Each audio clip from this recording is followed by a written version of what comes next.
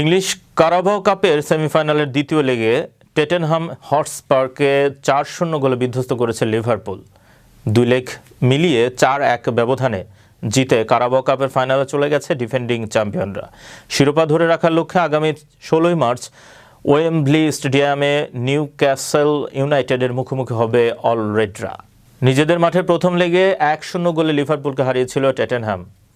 Away match খেলতে এসে এমন গোহারা হারবে সেটি ভাবনায় হয়তো ছিল না টটেনহ্যামের। ১-০ ব্যবধানে পিছিয়ে থেকে ম্যাচ শুরু করার লিভারপুলের প্রত্যাবর্তনের সূচনা হয় ৩৪ মিনিটে কোডি গাকপোর গোলে। ৫১ মিনিটে লিভারপুল তারকা দারউইন নুনেজকে ফাউল করেন টটেনহ্যামের গোলরক্ষক অ্যান্টনি কিনস্কি। এতে পেনাল্টি পায় লিভারপুল। পেনাল্টি থেকে শক্তিশালী শটে স্বাগতিকদের হয়ে দ্বিতীয় গোল করেন মোহাম্মদ সালাহ। ৭৫ মিনিটে লিভারপুলের হয়ে তৃতীয় গোলটি করেন ডোমিনিক সোবোতলাই। ৮০ মিনিটে হেড থেকে চতুর্থ গোল করে টটেনহ্যামের পরাজয় নিশ্চিত করেন ভির্জিল ভ্যান ডাইক।